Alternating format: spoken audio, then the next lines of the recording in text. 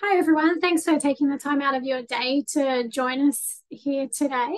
Looking forward to having a bit of a chat about digital elevation models. So just a question that I get asked frequently about what can I do with the DEMs? They look great, but what's the point of them? So I thought it was a really good time just to jump on in and have a look at them and go through a couple of the different products that you can make out of DEMs and potentially some of the ways in which you can analyze them as well. Now, today I'm exclusively going to be talking about ArcGIS Pro. So apologies if you're a QGIS or any other form of GIS kind of person. I will do a QGIS one at a later date as well to cover off on that side of things. But hopefully you can enjoy the conceptual nature at least of this. And if you've never done GIS before, then hopefully you enjoy the demo nonetheless, and maybe you want to get started in GIS in any case. Alrighty, so that's it for PowerPoint. Let's jump right into some demonstration because that's where the fun stuff is, right? So first of all, what I'm going to do is just jump into GeoNadir, and we're going to find a data set that you've actually already got the link for that Paul sent around earlier today, but I'll show you how I found it, how we get it, and then how we move to the next stage. So the data set that we sent around is in Queensland, it's in our local area. So I'm just going to zoom all the way into the region that I'm interested in looking at. You'll see this resolve out in a moment. And into Trinity Park, which is my local region around here. So when I see that come up, you'll see 3 orthomosaic data sets. So these are all data sets that I've captured, so I know exactly what's in them. And today I'm going to jump directly into this particular data set here. So this data set was captured in October 2020. You can read all the details of the metadata there if you're interested. Now, if you were to download the data, all you need to do is to click on the download button, and you've got the option of downloading the original images if you're on a free subscription, or the orthomosaic, digital surface model, and digital terrain model. So we're working today on the DSM and the DTM. You can also see those by flicking through to the DSM and the DTM there as well from the orthomosaic. All right, so I have pre-prepared this. I have downloaded the DSM and DTM already, and Paul's giving me the link for those. But what I am also going to do is to click on this TMS link, and I'll come back to what that is later. You'll see that as I get moving. Alrighty, so I've clicked on that and I've copied that to get prepared. Now, the next thing I'm going to do is to just jump straight into ArcGIS Pro. Again, could be QGIS or another GIS platform, totally up to you. I've already created my project in Arc, and I'm just going to show you what that looks like in terms of a folder structure. You've got all the folders that creating a project creates for you in Arc, plus the DSM and the DTM images that you would have received via link as well. Now, I'm a big fan of dragging and dropping, so all I'm going to do is just drag and drop those directly into Arc there. It will take a moment as it calculates some metadata, pyramids, etc. And there we go, we have our DSM and DTM in there as well. So DTM on the top, if I tick that off, you'll see the DTM below there. I'm just going to remove the world imagery, it's just something we don't need. Now, I did mention that tile mapping server link. I'm going to add that now as well. So if I go into add data, data from path, I'm pasting that link directly in there and adding that into my project as well. Now, what that does is that brings across the orthomosaic that I can see. So that's streaming directly from the platform. You don't need to download that. Of course, you can download if you like. And I have my DSM and my DTM. So I've got my data that I need in there. All right, the first thing then I want to do is just to make my data a little bit more visible on both the DSM and the DTM. I'm going to change the symbology of those so I can get a little bit more contrast. And I might just get Paul actually to pop the link to the tile server in the chat there. If you can, please, Paul, if people want to try that one out. And also I'll give you a blog that Paul can pop in there as well about looking at the differences between the digital surface model and the digital terrain models. So I'm going to crack on in and change my symbology. And to do that, I'm going to choose the color scheme here. And I like to show the names of my color schemes in Arc. And the one that I'm going to scroll all the way down to is Viridis. So we'll see that in alphabetical order here. Now, the reason I use Viridis when I'm displaying my data like this is it's friendly for people who have if you have any challenges with color vision, but also it's a lot better at displaying scientific data as a continuous variable than the rainbow, which is what you might otherwise see. And the link to the blog that Paul will pop in the chat will talk about that if you're interested in that a little bit more. So what you see here is I've got the digital terrain model on the top, and you'll be able to see the deeper areas of water here. If we just give that a bit of, if we have a look here and the swipe between that, so you get a bit of context with my orthomosaic that's below it. But we do know that the digital surface model and digital terrain models don't work brilliantly over water, so we will see some artifacts popping in that as we go along. Now, given that I'm not so interested in the moment looking at this stuff in the water, I'm more interested in the land stuff, I'm going to change my stretch. So I'm going to pop over here in my symbology and arc, and you'll see my complete range of data that the computer's going to display. And I'll just move that out a little bit. And so what you'll see is I start to get a little bit more contrast in land, and my water areas are just darkened out. So I've actually got a hill here, which is why you see that higher. And then you'll still see the ground there as well. All right, so that's it. I'm happy with prepping my DTM for the moment. That doesn't change the data values. It's only changing the way they're displayed. I'll turn that one off for the moment, and I'm going to do the same thing now with my digital surface model. So remember, the surface model is containing information about the trees and the buildings, while the digital terrain model attempts to cut those out. So I'm going to go do exactly the same thing. I'm going to pop down to V for Viridis and let that one display there. Now I could also change the contrast on that one if I like, but I can see things quite nicely. So you should be able to see the difference here between the digital terrain model if I swipe and the digital surface model, which at the moment I've got that below there. All right, so getting a bit of context there, hopefully you get a bit of a feel for what we're looking at. Now, the first thing that then I'm going to do, and I'm going to jump in and do some really quick analytics in ARC. So I'm going to jump up to analysis and use the tools here. And the first one that I want to create is a hillshade. This one's really good for this visualization. So I'm popping that in here. I'm going to add my DSM. I could do the DTM, but it's not so interesting in this demonstration. So I'm popping the DSM, and I'm going to create a hillshade of that. And I'm just going to use the default. You can play around with all sorts of stuff, but for the purpose of this, let's just run that on the default. And that will pop up in a moment, and then we'll get a bit of a feel for what this image is going to look like if there was sun shining on it.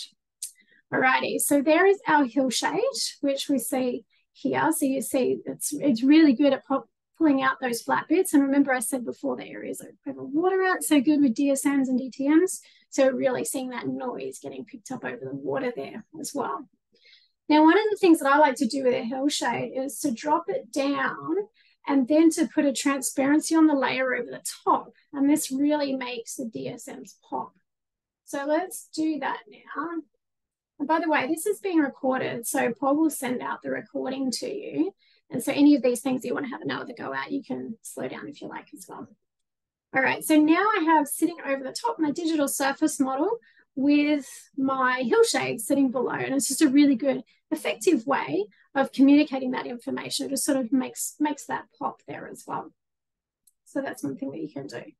The next thing I want to pull out is contours. Now I can pull out contours from the terrain model or the surface model. Today I'm going to choose to do it from my terrain model. So let's start that tool there.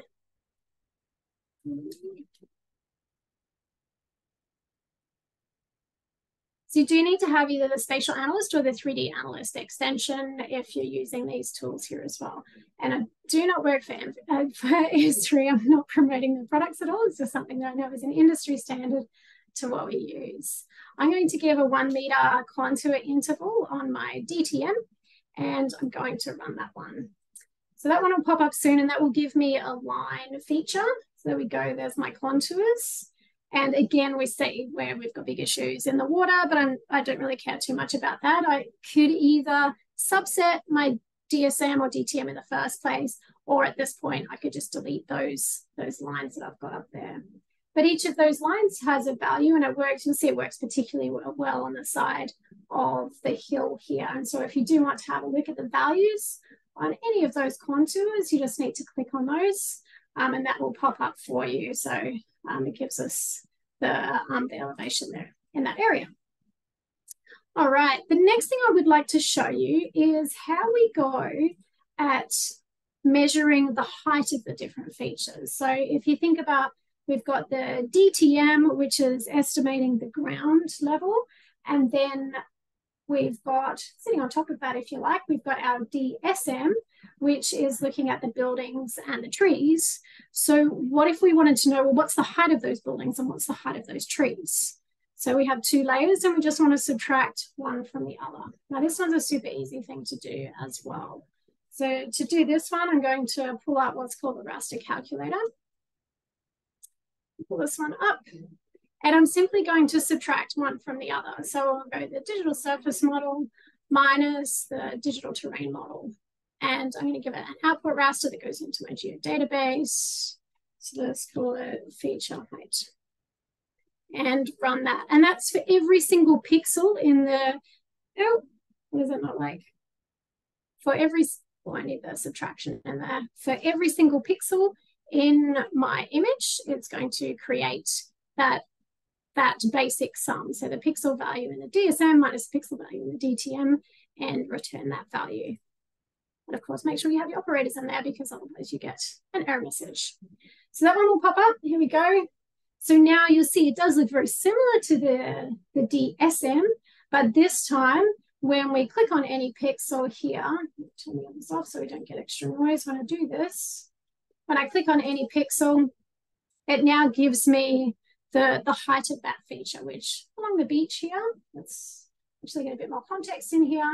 Along the beach here, you shouldn't see height of any features, right? But we should expect to see some height in our mangrove and building areas. So I'll click on those things and it's estimating what the tree height is and say our house height, 7 meter high house, etc. So that's the way you can calculate those, the differences between the two. Now also note that I've not used any RTK, GPS or ground control points in capturing these data. So there will be some artifacts in terms of the accuracy there as well. The last thing that I wanted to quickly show you was how to calculate the slope. This one's super interesting when you're looking at beaches, and that's one of the things that I'm interested in doing as well. So let's run the slope model. This time I'm going to put the DTM into the slope. I'm just going to leave the output default names, that's perfectly fine, and run that.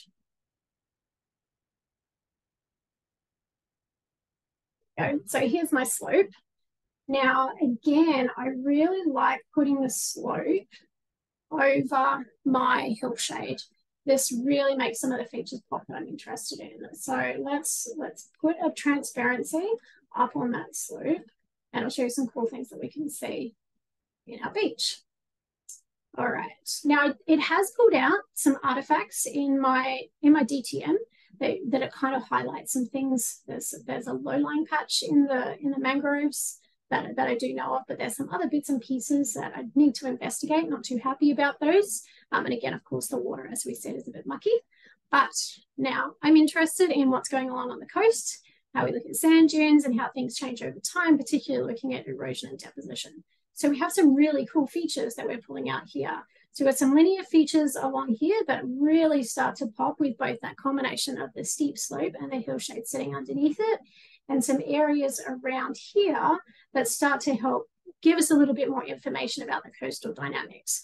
I'm not a geomorphologist, so I don't know exactly what all of these features mean, but I'm sure by my geomorphology colleagues that these are really, really interesting features to look at, not just at one step of time, but how they change over time as well. Alrighty, so that was my super quick demo of a range of different things that you can do with DEMs. Paul, I did see that there's some things popping in the chat. Do you want to let me know what questions we have?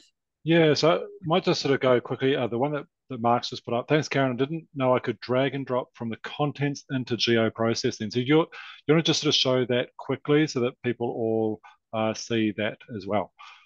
Yeah, so definitely. So in the geoprocessing tool, where you've got an input raster, in this case, it could be an input polygon or vector or whatever it is. So you can pull that down to select something that's already existing in the table of contents. You can add from either something that's already there or elsewhere on your drive. But yeah, like this one, so at the moment it says 184 DSM. If I wanted to change that to DTM, I just drag and I drop it, and there it is. Thanks, Cool. Mark. Awesome. Alrighty, so Frank has got a few questions here. I might just ask them all, Karen, and then you can sort of go through them. I think they all relate. So are there any, in the DTM and DSM, are there any values of terrain elevation? Yeah, absolutely. So you can click on any of the layers that you see. So let's start with a DTM.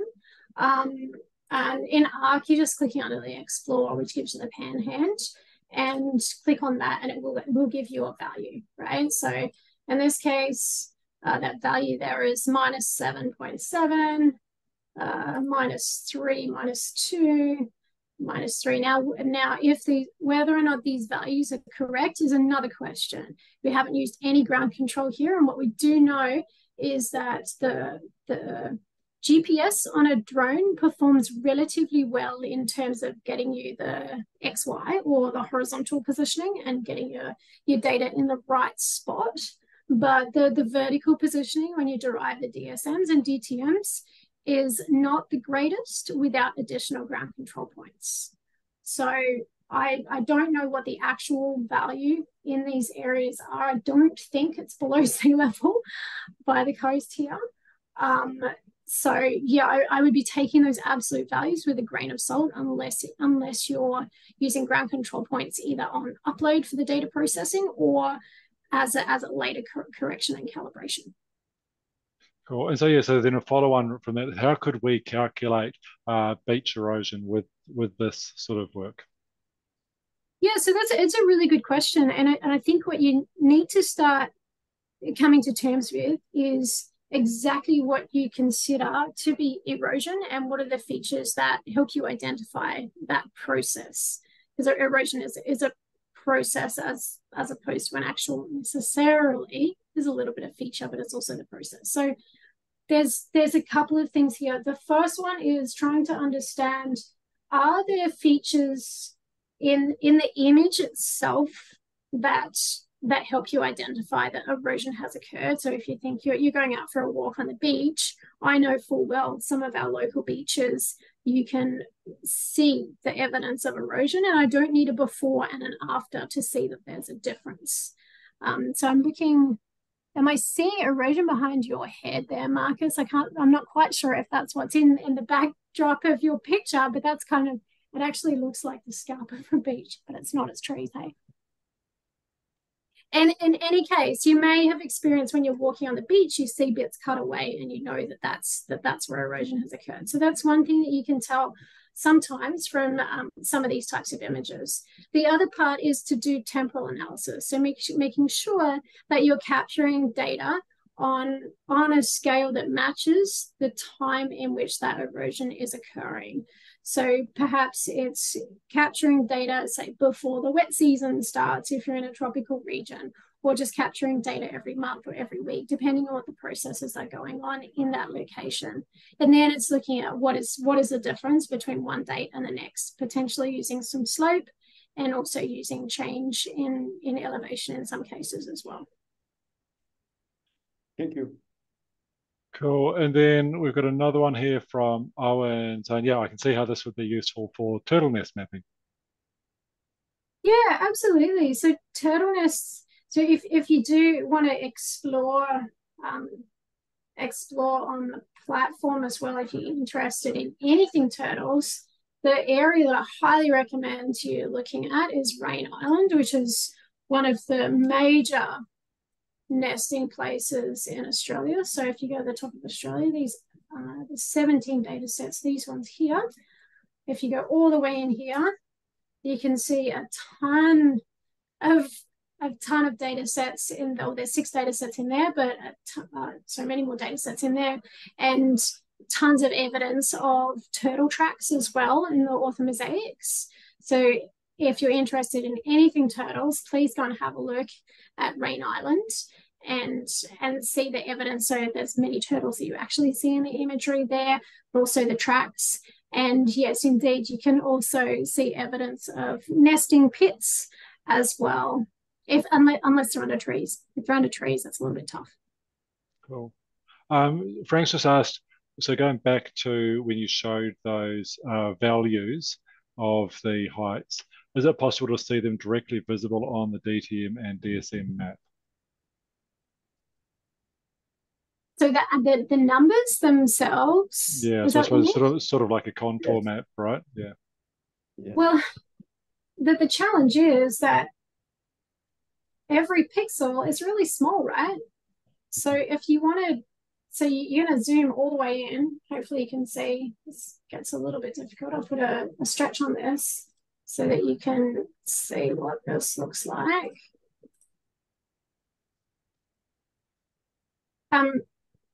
So each of these pixels is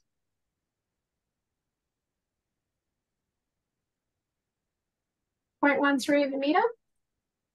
So yeah, you could put a number on every single pixel, but as soon as you start zooming out, that would be a big, big miss.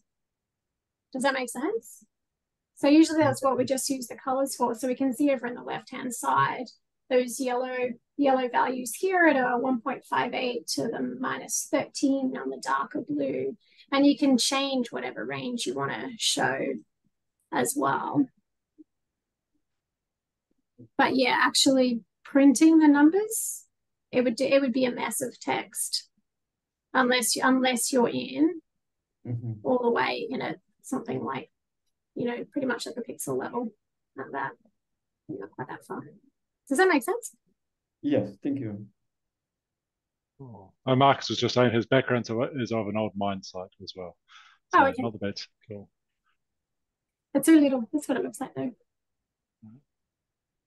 So this has been quite a technical webinar compared to the webinar we ran 2 weeks ago.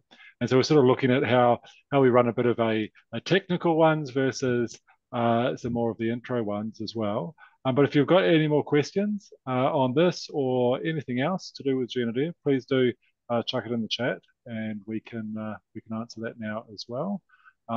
We wanted to keep this one here today to half an hour as well. So nice and quick. As Karen said, I'll get the recording out to you all later on tonight, Australia time. But yeah, is there any more questions that people might have?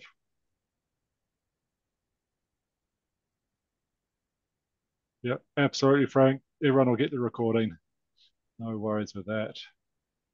Thank you. Thank you very much with that. Somebody from Rua, it would be great if the same process could be showed using open source software like QGIS. Yeah, absolutely. I thought that it wasn't worth putting both into the same session. It just got a little bit much, but yeah, if there's enough people interested in Q, which usually there are, I'll just run the same. It's all very similar. Awesome. I'm going to chuck in the chat a couple of other URLs that people might be interested in. So just hold up there, and if anyone's got any other questions, feel free to ask. Also, if you've got any questions about GeoNadir, then please just feel free. I'll put a link in the email that comes out to book a call with me. I'm more than happy to jump on a chat with people and talk specifics about your use cases and how you might want to use GeoNadir and data for your own use. So yeah, please take note of that link when it comes out in the replay as well. But I've chucked in there a few links for a few things. One from Steve. I'd like to use this to find malleefowl mounds amongst the mallee. How would I filter some of the trees to highlight the mounds a bit easier? That's a really tough one. I'd actually need to probably look at the actual imagery to see what it looks like, to see what would be the best technique. If they're if they're underneath the trees, it's really, really hard. And the only way then is LiDAR to get through tree canopy, but without knowing what the data set looks like specifically. But if you've got a data set, I'm more than happy to look at it and see if I can be of any assistance with helping analyze it. Yeah, I'm just about to go and do it soon. It's just Okay, rainy at the moment, but I have seen some that national parks did in Yathong National Reserve in New South Wales, and the majority use LiDAR, but my $2,000 drone doesn't go that far. Yeah, yeah, and then processing LiDAR is another whole other kettle of fish as well. So, but yeah, if you definitely got data, love to have a look at it and see if there's anything that we can do to assist. And on that point, if there are any other topics that you would like to see, like I said, I picked DMs out of the mix of many things that I get asked. If there's something that you would love to see, let me know. I would like to keep things to half an hour, so really short, sweet, quick demos that I can give that you can go away and test with the data sets for yourself. That's what we're looking for. Karen, one other one there, yeah. For just what's better, RGB or LiDAR for these sorts of models? Obviously, two different tools for two different use cases at times, and expenses. Yep. Yeah, it's honestly, it's down to the money that you have, right? If you've got enough money for LiDAR and to get high resolution LiDAR, then LiDAR is always going to be better. But if better means what value you can get for your money, then yeah, great, thanks. And the size of the drone as well. It always depends. I don't fly LiDAR. I don't have skills in analyzing LiDAR. It is, again, another skill set. Aside from just extracting a DEM, there's a lot more that you can get out of LiDAR data sets. But for the work that I do, I'm really, really happy with using photogrammetry and RGB data. Awesome. All right. Well, looks like we have come to the end of the questions.